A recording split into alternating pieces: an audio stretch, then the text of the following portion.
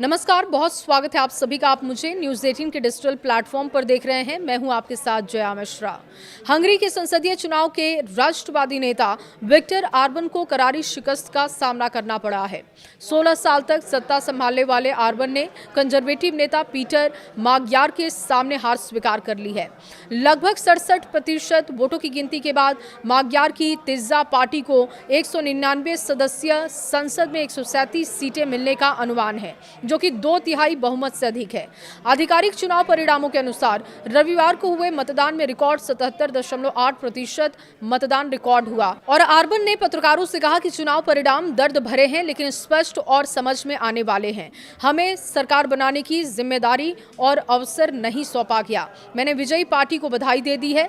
Record तोड़ हुई voting, इस चुनाव में जनता का जबरदस्त उत्साह देखने को मिला है। मतदान प्रतिशत 77.8% तक पहुंचा, जो कि एक रिकॉर्ड है। राजधानी बुडापेस्ट में magyar समर्थक के बीच जश्न का माहौल दिखा, जबकि ऑर्बन की पार्टी फिदेश के समर्थक शांत दिखाई दिए।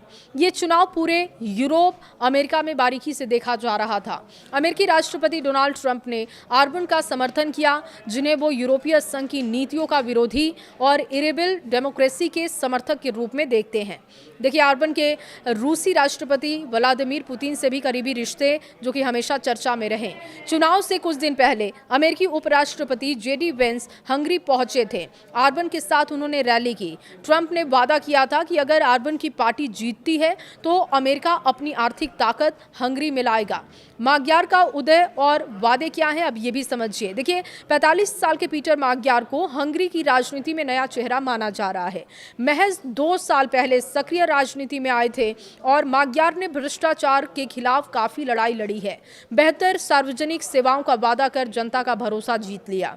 सोशल मीडिया पर बताया कि ऑर्बन ने उन्हें फोन पर जीत की बधाई दी है। पीटर magyar ने भ्रष्टाचार के खिलाफ लड़ाई लड़ी, बेहतर सार्वजनिक सेवाएं, आर्थिक स्थिरता के वादे भी जनता से किए। आर्थिक मंदी के बावजूद उन्होंने ऑर्बन के खिलाफ व्यापक समर्थन जुटाया। भले ही चुनावी व्यवस्थाएं ऑर्बन के पक्ष में झुकी हुई दिखी थी, लेकिन magyar के समर्थक बुडापेस्ट में उत्सव मना रहे थे। ऑर्बन ने हंगरी को इलेबल डेमोक्रेसी का मॉडल तैयार किया था। उन्होंने ब्रसेल्स के साथ नियम कानून, यूक्रेन युद्ध, अन्य मुद्दों पर बार बार टकराव भी उनका दिखाई देता है।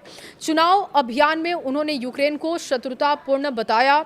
नकली सिविल सोसाइटी संगठनों, पत्रकारों, जजों और राजनेताओं के खिलाफ सख्त कार्रवाई का वादा किया।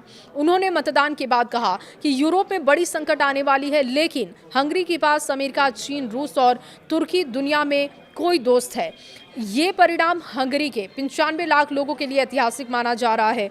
देखिए, magyar अब भ्रष्टाचार मुक्त प्रशासन, यूरोपीय संघ और नाटो के साथ बेहतर संबंध बनाने का वादा कर रहे हैं। परिणाम अभी अंतिम नहीं है, लेकिन रुझान साफ है कि हंगरी में 16 साल के लंबे ऑर्बन युग का अंत हो चुका है। पीटर magyar के नेतृत्व में नया अध्याय शुरू होने जा रहा है।